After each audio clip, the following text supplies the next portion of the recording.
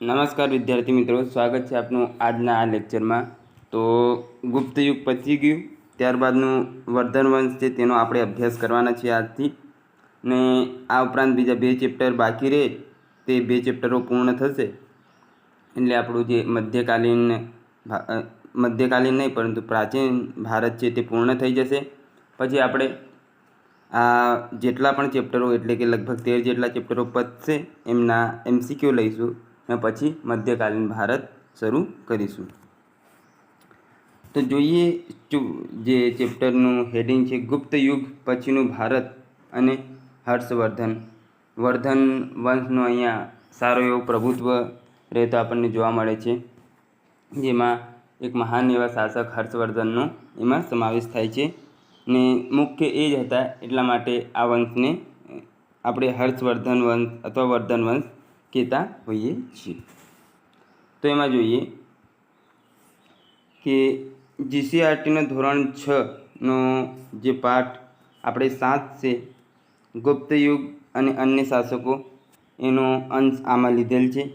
ત્યારબાદ હિસ્ટ્રી ધોરણ 11 GCERT પાઠ 9 ગુપ્તકાલીન ભારત, ધોરણ 11નો પાઠ 10 ગુપ્ત યુગ હર્ષવર્ધન કાલીન સમાજ અને સંસ્કૃતિ, તો તેનો પણ આમાં સમાવેશ કરવામાં આવેલ છે.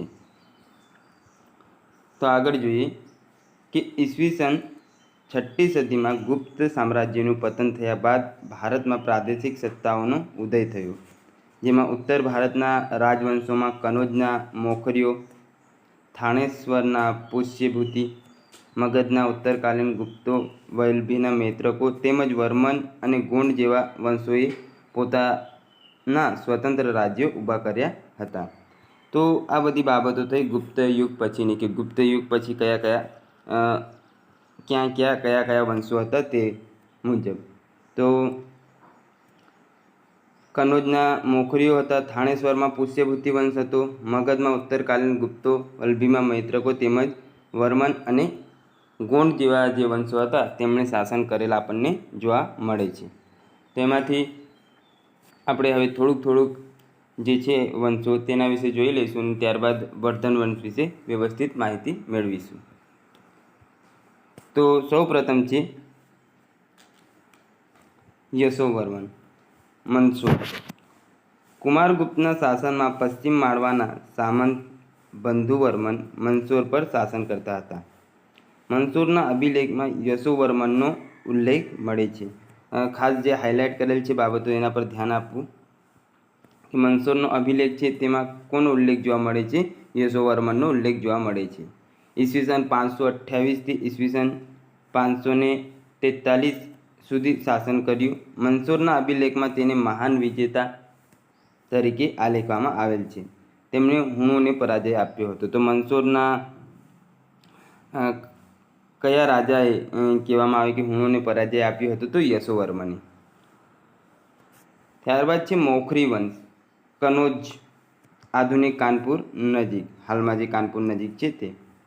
મૌખરી રાજ્યનો ઉલ્લેખ 6ઠ્ઠી સદીના પૂર્વાર્ધમાં જોવા મળે છે, જેની રાજધાની કાન્યકુબ્જ એટલે કનોજ હતી. તો તેને પહેલાંના સમયમાં શું કહેવામાં આવતું હતું? કાન્યકુબ્જના નામે ઓળખવામાં આવતું હતું. મૌખરીનો ઉલ્લેખ પતંજલિની રચનાઓ તેમજ બાણભટ્ટના હર્ષચરિતમાં મળે છે. તો હર્ષચરિત કોણે લખ્યું? બાણભટ્ટે એ લખેલ છે. ત્યારબાદ પતંજલિ આપણે જોયું આગળ કે યોગશાસ્ત્ર પણ લખેલ છે.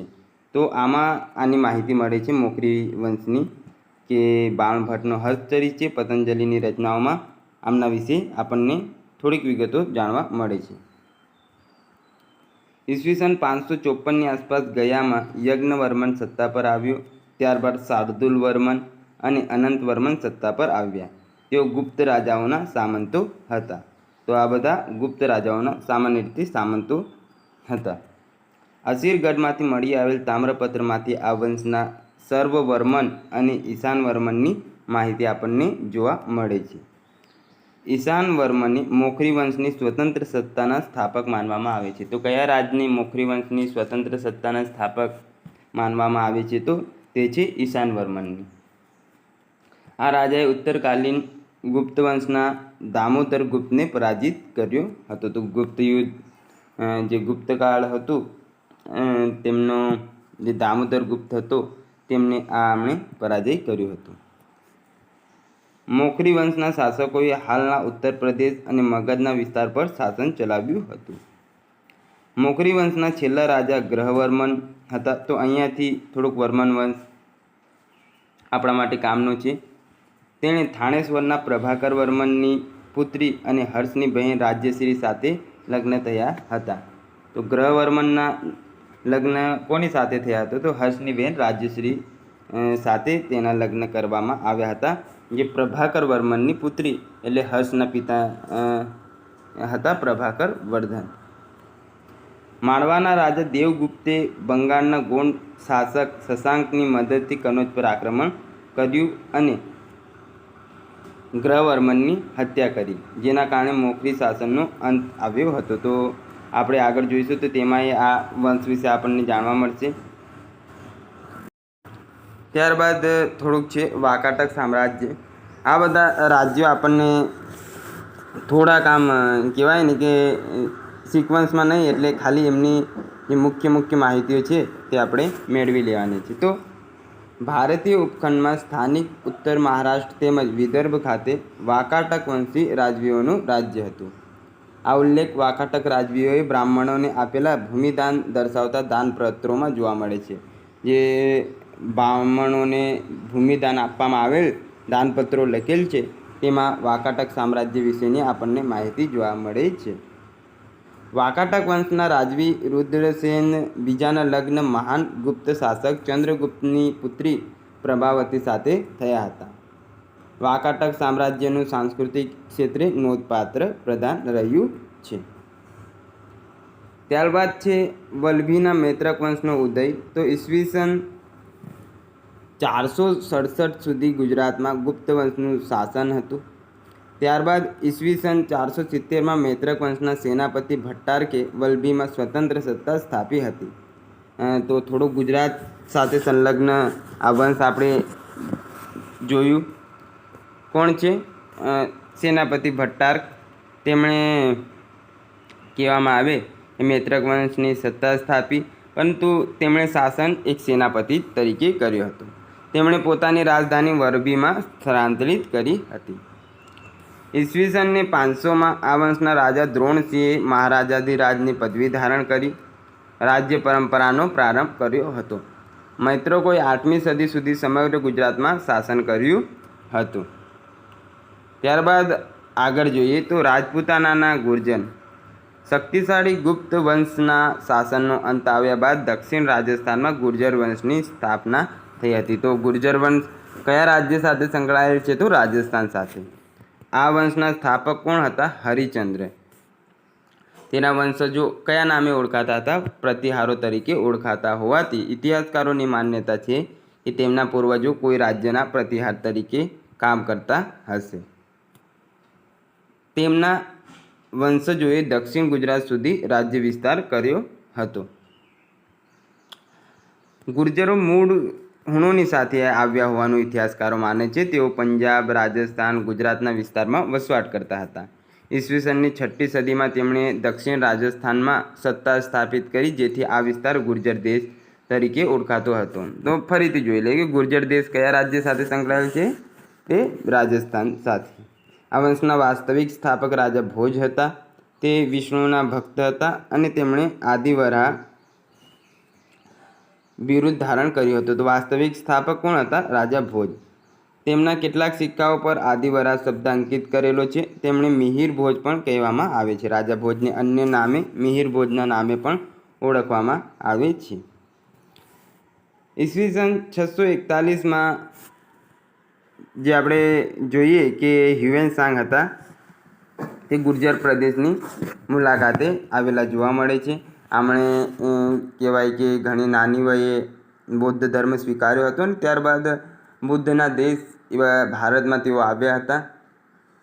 ત્યાં અભ્યાસ કર્યું ને એમના વિશે આપણે આગળ વિગતવાર માહિતી મેળવીશું, પણ આ તો આવેલ છે એટલે થોડુંક જોઈ લઈએ. યાત્રાળુ હ્યુએન સાંગ ગુર્જર પ્રદેશની મુલાકાત લીધી. તેમની નોંધ મુજબ ગુર્જરોની રાજધાની વર્તમાનમાં ભીલમાલ શ્રીમાલ ખાતે હતી. જે સમયે તેઓ અહીંયા ભારત આવ્યા હતા આ પ્રદેશમાં, તો તે સમયે ગુર્જરોની રાજધાની કઈ હતી? ભીલમાલ, જેને શ્રીમાલ કહેવામાં આવે છે. તેમની કઈ રચનામાંથી આ માહિતી મળતી આવે છે? તો તે છે સિયુકી, જે તેમની રચના છે.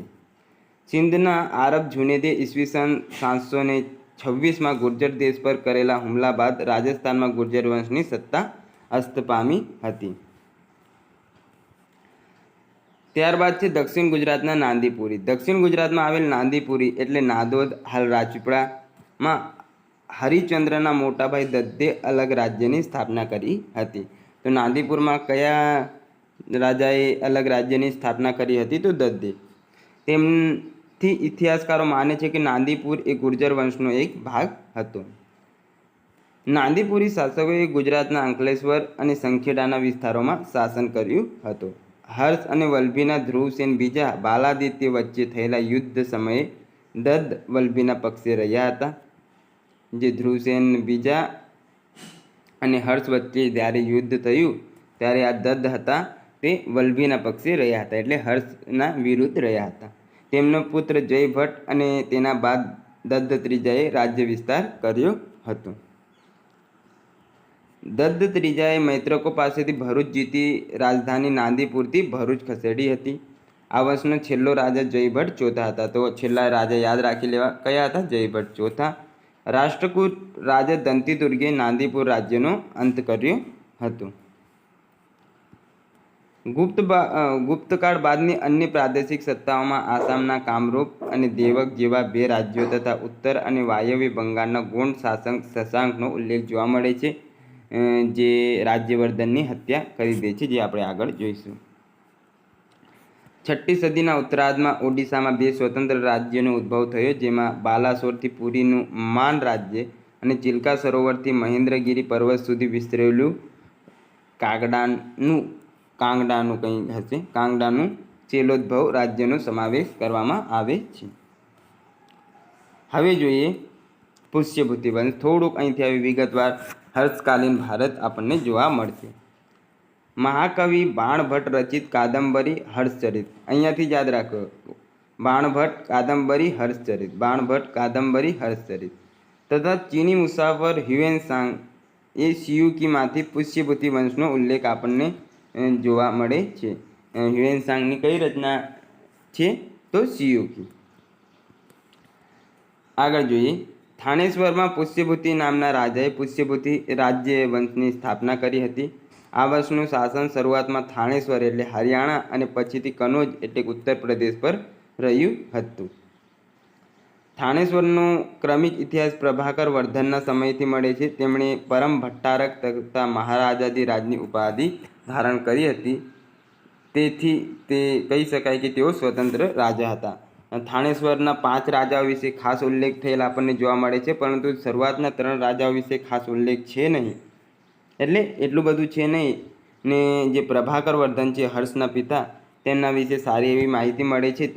તેમણે મહારાજાધિરાજ તેમજ પરમ ભટ્ટારક એવી ઉપાધિ ધારણ કરી છે. તેથી કહી શકાય કે તેઓ પ્રથમ રાજા હશે, સ્વતંત્ર રાજા એમ. વાંસખેડા અને મધુબન અભિલેખોમાં આ વંશના અન્ય 5 રાજાઓનો ઉલ્લેખ છે. તે પ્રમાણે શરૂઆતના 3 રાજા સર્વસત્તાધીશ સમ્રાટો ન હતા. ચોથા રાજા તરીકે પ્રભાકર વર્ધન સર્વસત્તાધીશ રાજા બન્યા હતા. ત્યારબાદ જોઈએ પ્રભાકર વર્ધન હર્ષના પિતાના લગ્ન યશોમતી દેવી સાથે થયા હતા. પ્રભાકર વર્ધન પોતાની પુત્રી રાજ્યશ્રીના લગ્ન કનોજના મોખરી રાજા ધ્રુવવર્મા કહેવાય તેમની સાથે કરાવ્યા હતા. તો આપણે થોડું કામનું છે. જે ગ્રહવર્મન, તેમના વિશે આપણે જોઈએ થોડું. થાણેશ્વર પર હુણોના આક્રમણનો ભય ઊભો થયો ત્યારે પ્રભાકર વર્ધને તેમના પુત્ર રાજ્યવર્ધનને હુણો વિરુદ્ધ લડવા મોકલ્યા હતા. પ્રભાકર વર્ધન અવસાન બાદ રાજ્યવર્ધન સત્તા પર આવ્યા હતા. તો પ્રભાકર વર્ધનના મૃત્યુ થયું ત્યારબાદ હર્ષના મોટા ભાઈ એવા રાજ્યવર્ધન જેઓ છે તેઓ સત્તા પર આવ્યા હતા. માળવાના દેવગુપ્ત અને ગોંડ શાસક શશાંકે સાથે મળીને કનોજ પર આક્રમણ કર્યું હતું. તેમણે ગ્રહવર્મનની હત્યા કરીને રાજ્યશ્રીનું અપહરણ કર્યું હતું. ત્યારબાદ રાજ્યવર્ધન રાજ્યશ્રીને બચાવવા દેવગુપ્તની હત્યા કરી અને માળવાનો માળવાને હરાવ્યું, પરંતુ ગોંડ શાસક શશાંકે દગાથી રાજ્યવર્ધનની હત્યા કરી. કેવું છે આખી સ્ટોરી જોઈએ. પ્રભાકરવર્ધન છે, રાજ્યવર્ધન એમનો પુત્ર હર્ષવર્ધન અને રાજ્યશ્રી તેમની પુત્રી છે. તો સૌપ્રથમ શું થાય છે, તો અહીં આપણે જોયું તે મુજબ ગ્રહવર્મન, કનોજના જે શાસક હોય છે ગ્રહવર્મન, તેમની સાથે રાજ્યશ્રીના લગ્ન કરી દેવામાં આવે છે. ત્યારબાદ દેવગુપ્ત અને શશાંક હોય છે તે અહીં કનોજ પર આક્રમણ કરે અને ગ્રહવર્મનની હત્યા કરી દે છે. રાજ્યશ્રીનું અપહરણ કરી લે છે. તેથી એનો ભાઈ રાજ્યવર્ધન રાજ્યશ્રીને બચાવવા જાય છે. રાજ્યશ્રીને બચાવે છે ને દેવગુપ્તની હત્યા કરી દે છે. પેલા શશાંકને દેવગુપ્ત બે હતા એમાંથી દેવગુપ્તની હત્યા કરી દે છે. આ પતી ગયું. ત્યારબાદ આવતા હોય છે ત્યારે શશાંક દગાથી તેમની હત્યા કરી દે છે. કોની? રાજ્યવર્ધનની. તો રાજ્યવર્ધનને મૃત્યુ પામ્યા. રાજ્યવર્ધન મૃત્યુ પામે છે એની ખબર હર્ષવર્ધનને પડે છે.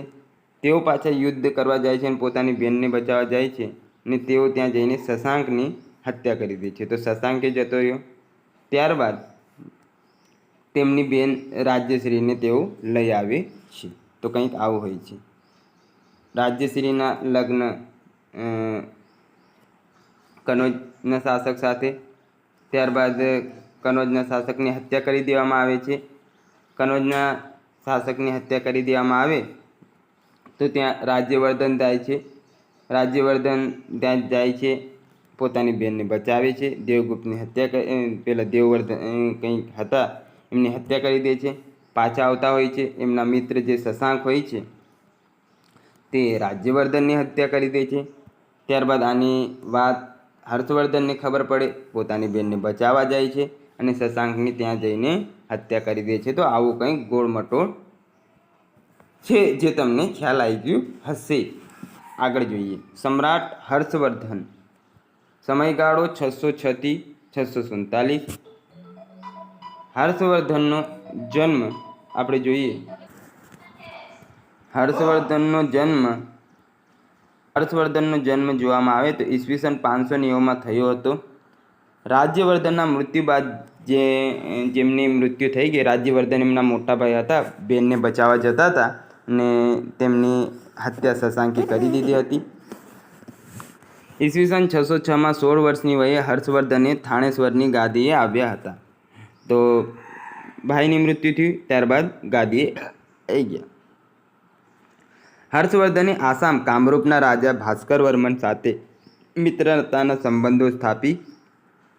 ગોંડ શાસક શશાંક હતા તેમને પરાજય આપ્યો, કારણ કે આમણે એમના ભાઈની હત્યા કરી દીધી હતી. કનોજ પર અધિકાર પ્રાપ્ત કર્યો અને બૌદ્ધ ભિક્ષુક દિવાકર મિત્રની મદદથી પોતાની બહેન રાજ્યશ્રીને બચાવી લીધી હતી. જ્યારે દિવાકર મિત્ર ત્યાંથી આવતા હતા અને તેમને પૂછપરછ કરી હર્ષવર્ધને કે આવી કંઈ વાત છે, તો તેમણે જણાવ્યું કે જંગલ તરફ એક મહિલા જતા હતા અને તેઓ જે વસ્ત્રો ધારણ કરેલ હતા તેના પરથી લાગતા નહોતા કે તે સામાન્ય ઘરાનામાંથી આવે છે. તો આવી રીતે દિવાકર મિત્રે તેમને જે થયું હતું એટલે કે એમની બેન વિશે જણાવ્યું હતું ને એમની મદદથી તેમણે તેમની બેનને શોધી લીધી હતી. વિજય મેળવ્યા બાદ હર્ષે પોતાનું રાજ્ય વિધવા બહેન રાજ્યશ્રીના સામ્રાજ્ય સાથે ભેળવી પોતાની સંયુક્ત રાજધાની કનોજ ખાતે ખસેડી હતી. જેથી હર્ષને ઉત્તરના દેવનું બિરુદ મળ્યું હતું. પોતાની બેન હતા રાજ્યશ્રી, તેમનું જે શાસન જ હતું હવે કનોજ, તેને પોતાની સાથે ભેળવી લીધું અને પોતે રાજા નહીં બન્યા, પરંતુ પોતાની બહેનને રાણી બનાવીને રાખી અને પોતે એક શાસક તરીકે તેમણે શાસન કર્યું હતું. તેમને ઉત્તરના દેવનું બિરુદ મળ્યું છે. થોડુંક યાદ રાખવું, ઉત્તરના દેવ તરીકે કોને ઓળખવામાં આવે છે? તો હર્ષવર્ધનને. કનોજના મંત્રી પોની અને અવલોકિતેશ્વર બોધિસત્વની સલાહ પર હર્ષવર્ધને રાજપુત્ર અને શિલાદિત્યના બિરુદ સાથે કનોજનું સિંહાસન સ્વીકાર્યું હતું. આ રીતે હર્ષના શાસન હેઠળ કનોજ અને થાણેશ્વર બંને રાજ્યો એક થઈ ગયા.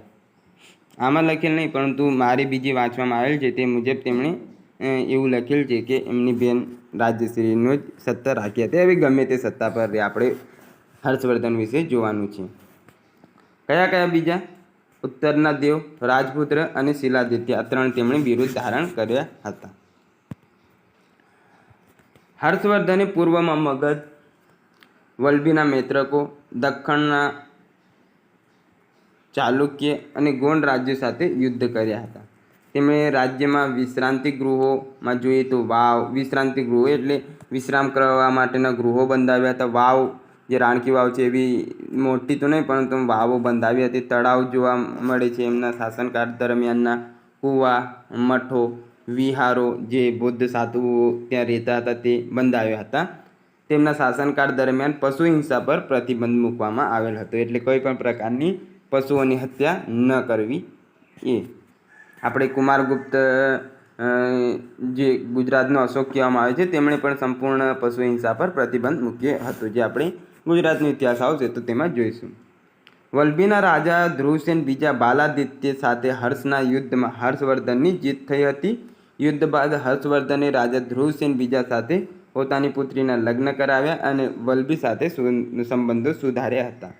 ઘણા કહે છે કે હર્ષવર્ધનના લગ્ન નહોતા થયા તો પુત્રી ક્યાંથી થઈ ને આ બધું, પણ ઠીક છે. હવે પુત્રીના લગ્ન વલ્લભીના શાસક ધ્રુવસેન બીજા સાથે તેમણે કરાવી દીધા હતા અને વલ્લભી સાથે તેમના હવે સંબંધો સુધરી ગયા હતા. કારણ કે અહીંયા વલ્લભી સાથે એમના સંબંધો થોડાક આપણે જોઈએ તો અહીંયા બગડેલા જોવા મળે છે. આ વલ્લભીના પક્ષે રહ્યા ધ્રુવસેન બીજા બાલાદિત્ય વચ્ચે યુદ્ધ થયું તો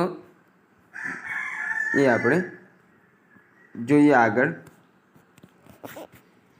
એહોલ અભિલેખમાંથી મળતી માહિતી મુજબ બાદામીના ચાલુક્ય શાસક પુલકેશી બીજાએ હર્ષવર્ધનને નર્મદાના કાંઠે થયેલા યુદ્ધમાં હાર આપી હતી. તો જે દક્ષિણના રાજા હતા બાદામીને, એવા 3 વંશ છે, ચાલુક્ય, બાદામી, ચાલુક્ય એવું કરીને કંઈક છે, હવે ખ્યાલ નહીં આવતું.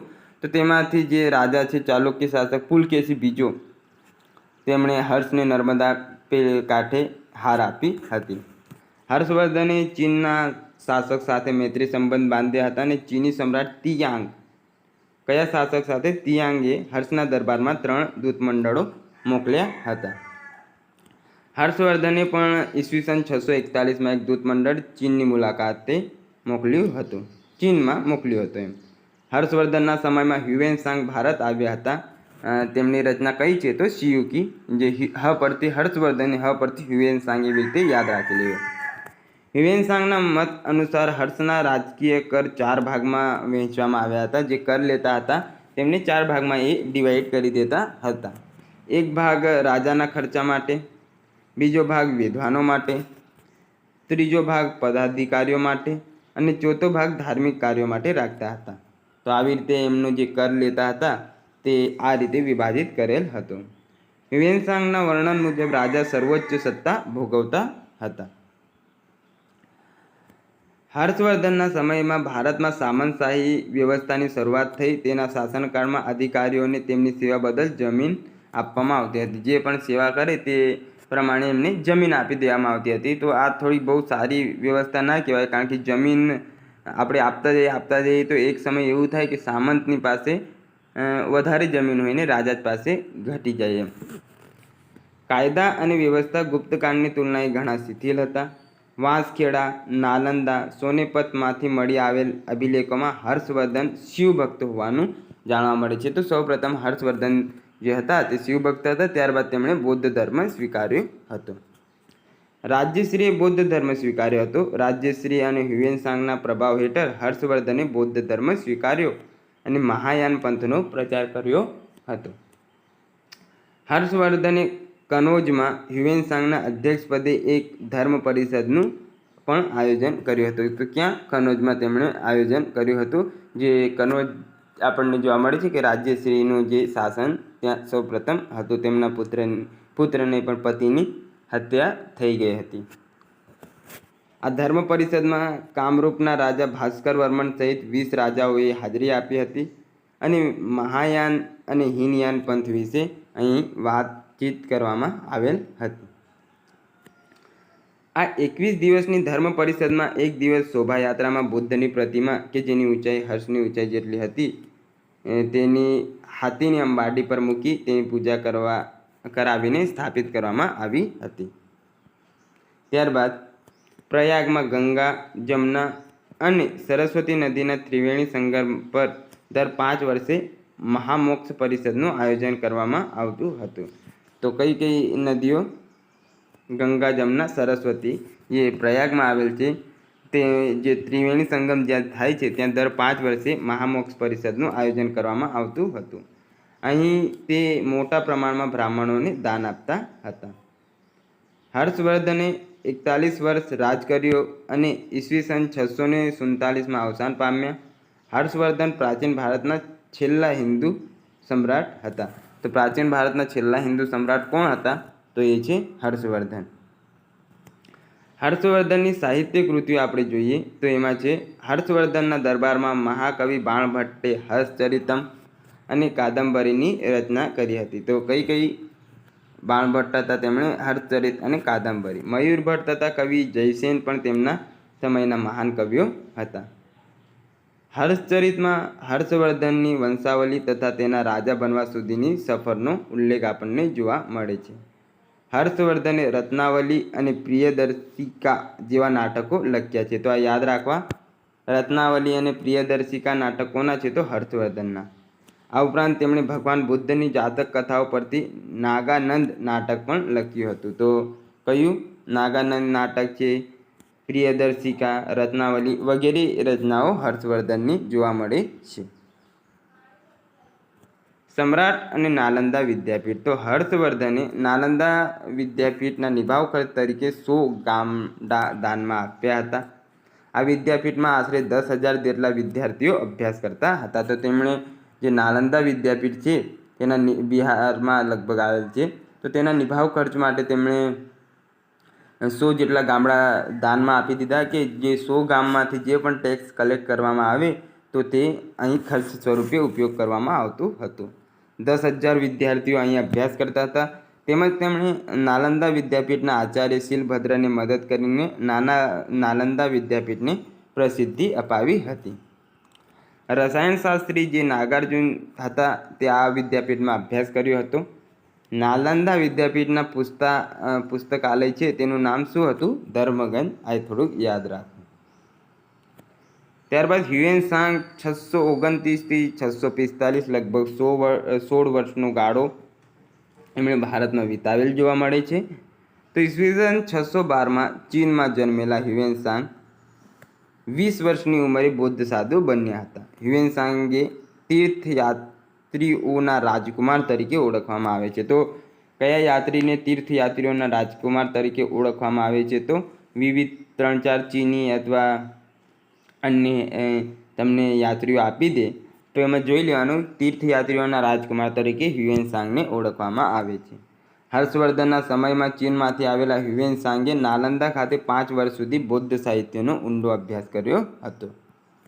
ઈસવીસનને 645માં તે ચીન પરત ફર્યા ત્યારે પોતાની સાથે બુદ્ધના અવશેષોના 150 જેટલા ટુકડા, સોના, રૂપા અને સુખડની ભગવાન બુદ્ધની અનેક પ્રતિમાઓ તથા 657 ગ્રંથોને હસ્તલિખિત પોથીઓનો નકલ 20 ઘોડા પર લાદીને લઈ ગયા હતા.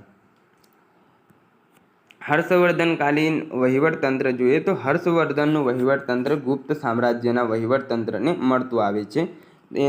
આના પર પ્રભાવ થયેલ જોવા મળે છે. હર્ષવર્ધનના શાસનકાળ દરમિયાન ગુપ્તકાળની જેમ જ રાજાને સહાય કરવા મંત્રી પરિષદ હતી.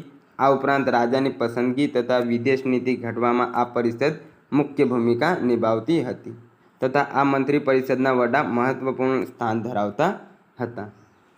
હવે આ થોડુંક જોવા જેવું છે તે જોઈ લઈએ. હર્ષવર્ધન કાળ મંત્રી પરિષદ કોને કોને કયા કયા નામે ઓળખવામાં આવતો હતો? તો અવંતી એટલે વિદેશી સંબંધો તથા યુદ્ધ સંબંધિત બાબતો, સિંહાનંદ એટલે સ્થળ સેનાપતિ, કુંતાલા એટલે અશ્વદળના મુખ્ય સેનાપતિ, સ્કંદગુપ્ત એટલે હાથીદળના મુખ્ય અધિકારી, દીર્ઘધ્વજ એટલે મુખ્ય રાજદૂત, બાનુ તો દસ્તાવેજોનો સંગ્રહ કરનાર, મહાપ્રતિહાર તો રાજમહેલનો સૈનિકનો વડો અને સર્વદત્ત એટલે ગુપ્તચર વિભાગ સાથે સંકળાયેલ આ શબ્દ છે. આ ઉપરાંત હર્ષવર્ધનના સામ્રાજ્યમાં ન્યાય આપવા સંબંધિત બાબતો માટે મીમાંસકની નિમણૂક થતી હતી. તો મીમાંસકની નિમણૂક પણ એમણે કરી હતી. હર્ષકાળમાં સામ્રાજ્યને કેટલાક પ્રાંતોમાં વિભાજન કરવામાં આવ્યું હતું. દરેક પ્રાંતોનું ભુક્તિનું વિષયોમાં અને વિષયોનું પાઠકોમાં વિભાજન કરવામાં આવેલ હતું. કયા કયા પ્રાંતોનું ભુક્તિનું વિષયોમાં અને વિષયોનું પાઠકોમાં. ત્યારબાદ જોઈએ હર્ષવર્ધનકાલીન સૈન્ય વ્યવસ્થા. તો હર્ષવર્ધનની સેનામાં હાથીદળ, પાયદળ તથા અશ્વદળનો સમાવેશ થતો. આ ઉપરાંત ઘોડાઓની આયાત કરવામાં આવતી હતી. અન્ય જગ્યાએથી ઘોડાઓ મંગાવવામાં આવતા હતા. સામાન્ય સૈનિકોને ચાટ અને ભાત નામથી ઓળખવામાં આવતા હતા. તો સૈનિકોને કયા નામે ઓળખવામાં આવતા? ચાટ તથા ભાત. તથા અશ્વદળના અધિકારીઓને બૃહદેશ્વર, પાયદળના અધિકારીઓને બલાધિકૃત અથવા અને મહાબલાધિકૃતના નામે ઓળખવામાં આવતા હતા. હ્યુએનસાંગે હર્ષની સેનાના 4 વિભાગો ચતુરંગ સેના તરીકે ઉલ્લેખ કરેલ છે. તો ચતુરંગ એટલે 4 વિભાગો તેમણે પાડેલા આપણને જોવા મળે છે. આ સમયના મધુબન તામ્રપત્રોમાંથી ઉપરીક, સેનાપતિ અને દૂતક જેવા રાજ્યના અધિકારીઓનો ઉલ્લેખ જોવા મળે છે. હર્ષવર્ધનનું વહીવટતંત્ર જોઈએ તો પ્રતિહાર એટલે દ્વારપાલ, સંધિ વિગ્રહક એટલે વિદેશ મંત્રી, પરરાજ્ય મંત્રી એટલે રાજદૂત, મહાદંડનાયક એટલે વડા ન્યાયાધીશ, અક્ષપટલિક એટલે નોંધણી કરનાર જે હોય તે, અવંતી તો વિદેશી સચિવ અને યુદ્ધ મંત્રીને અવંતી કહેવામાં આવતું હતું. સિંહનાદ એટલે પ્રધાન અથવા સેનાપતિ, પ્રધાન સેનાપતિ જે હોય તે. કુંતલ એટલે મુખ્ય ઘોડેસવાર અધિકારી, બૃહદેશ્વર એટલે ઘોડેસવાર અધિકારી, મીમાંસક એટલે મુખ્ય અધિકારી, બલાધિકૃત, મહાબલાધિકૃત જે પાયદળના અધિકારી હતા, અને સ્કંદગુપ્ત તે ગજદળના અધ્યક્ષ, સર્વગતા એટલે ગુપ્તચર તંત્ર. આટલા બધા યાદ ના રહે, પરંતુ જોઈ લેવાનું 1-2 વાર. અન્ય રાજ્યો જોઈએ પ્રાચીન રાજવંશ અને તેની રાજધાની. તો કાંચીની રાજધાની પલ્લવોની રાજધાની કાંચી હતી. ગુર્જર પ્રતિહારોની રાજધાની રાજસ્થાન, મૈત્રકોની વલ્લભી હતી, ગુર્જરોની દક્ષિણ ગુજરાત અને કર્કોટકોની કાશ્મીર રાજધાની હતી. તો આ કંઈ અન્ય જે રાજ્યો હતા તે સમયના તેમની રાજધાની હતી. તો મિત્રો અહીં આપણો લેક્ચર પૂર્ણ થાય છે. ત્યારબાદ આપણે આગળના લેક્ચરમાં હર્ષવર્ધનકાલીન અને ગુપ્તકાલીન જે કલા અને સાહિત્ય છે તે બધાનો અભ્યાસ કરવાના છે. મળીએ નવા લેક્ચરમાં. ત્યાં સુધી જોડાયેલા રહો.